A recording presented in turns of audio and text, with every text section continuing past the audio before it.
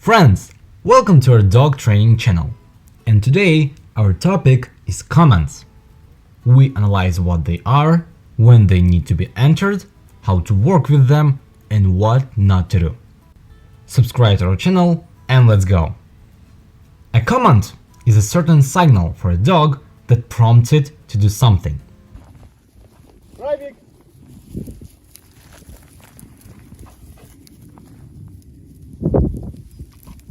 It can be a sound signal, it can be a word, a whistle, or a shout, it can be clapping, it can be some kind of gesture.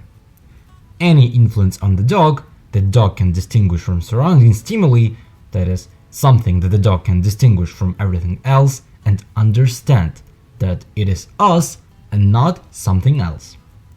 And the first thing I would like to say is that no matter how much you want it, dogs are unfortunately not born with programmed commands, because we can observe that most people immediately start giving some commands to a 3-month-old puppy. Нельзя! Отпусти! Отпусти! Нельзя! No, place, come, heel. And at this time, when you give a command to the dog, association occurs.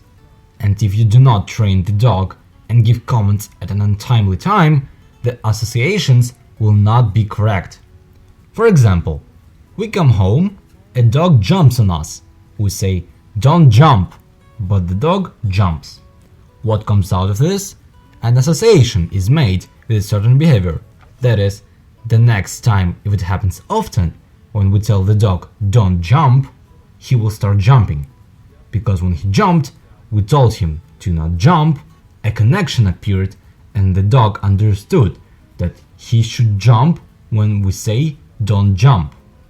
Therefore, it is very important to first explain to the dog what he must do before giving a command. So do not give a command to a dog that has not yet learned the command. Imagine that you have arrived in some unfamiliar exotic country where all the people speak some unfamiliar language. Нельзя! Нельзя! Нельзя!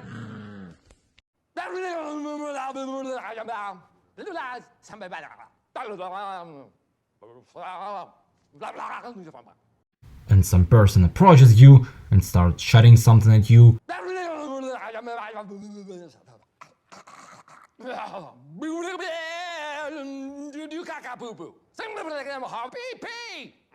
And you do not understand at all what it means and what he wants from you, or what he needs from you.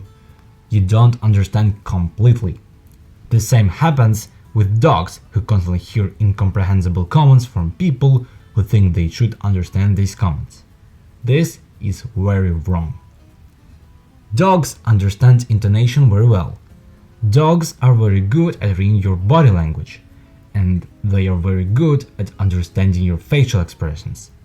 That is, they know when you're smiling, or angry, or disappointed. These are very clear and distinct signals for a dog, but words are not. Therefore, before you start giving the dog a command, you need to explain what the dog has to do for you, how to do it. There are a lot of methods.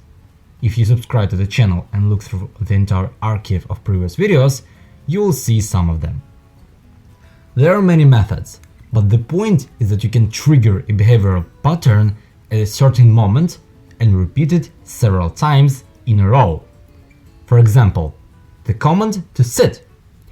You lifted the piece up, the dog sat down, you gave it the piece. You did it again, and again, and again, and again.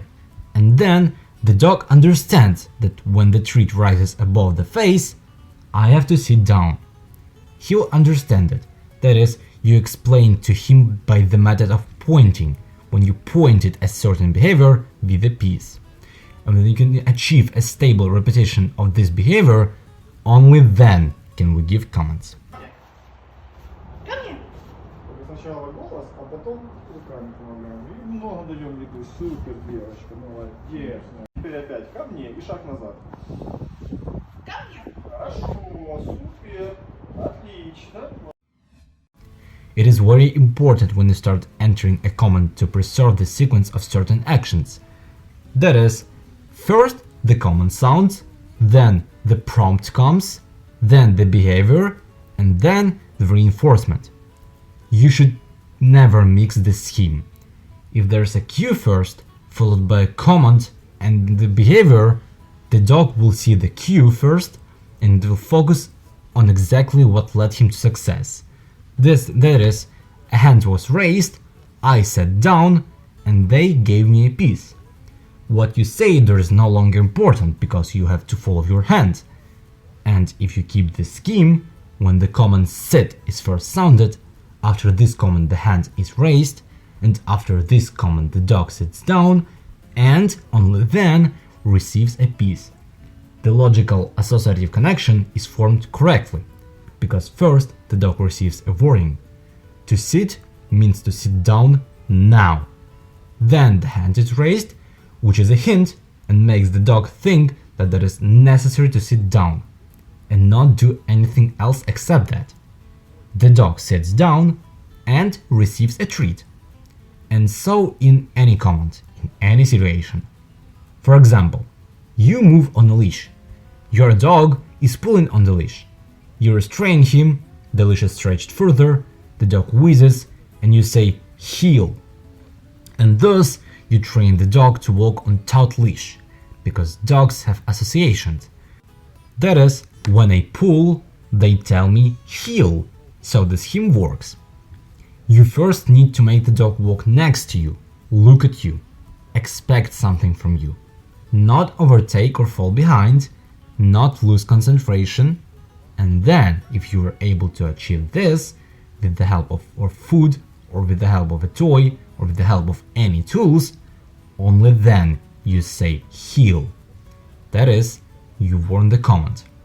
The command lets the dog understand what we will do now, and what we do we achieve not with words, but with our methods and our tools, toys, food, and everything that can attract the dog's attention. A very important moment. Never underestimate the command.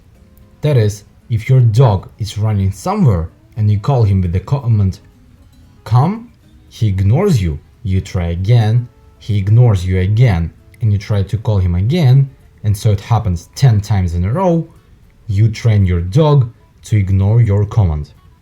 That is, the dog stops respecting you, because you can yell as much as you want, and the dog will continue to do its own business, and in this way you train the dog to ignore your commands, which should not be done in any case. I want to note that with our upbringing and our methodology, there is such everyday communication with the dog, when we simply address it as a person. We can say to the dog something like, come here please, or let's go there or elsewhere, and all in that spirit. These are not commands. They are requests, or they are addressing the dog, and in this way you can theoretically talk to the dog, because it is not an order. But when you and I raise such a topic as commands, it is an order for the dog to perform a certain action very quickly, very clearly, in an extreme situation. That's what commands are for. There are many people who ask, why should I bother training my dog? Why do I need it? The answer is very simple. It's for your dog's safety, and it's for your comfort. Because if the dog knows how to follow the command, for example, come, you can call your dog from almost any situation. That is, you said come and the dog came right away. But remember that this command is not programmed. The dog doesn't understand it and does not understand why he has to do it. So your task for a certain time, a month, 2 or 3, is to explain to the dog what should happen after the come signal. That is, when you hear come, you should quickly start moving in my direction and take a special position as close as possible to me. If we play this scenario again and again, the dog will develop skills, habits, and associations. And if we have worked everything correctly, then there is a very high probability that the dog will work, this command will work even in an extreme situation, because the connection between neurons is so strong and powerful that the dog has a reflex, that is, a signal has sounded, the action has worked. And this is at the level of automaticity. And vice versa. Even if the command is practiced, the signal sounds and there is no action. Then the command will deteriorate. You can also say about intonation. Each dog is different. Sometimes some commands can be playful, fun, to keep the dog interested. And with some dogs, especially with those who have a strong character, you need to pronounce the commands more strictly, more powerfully, with such pressure to push the will of the dog, and he obeyed you and gave up what he really wanted. That's why commands are very important. Commands ensures the safety of you, your dog, and your environment.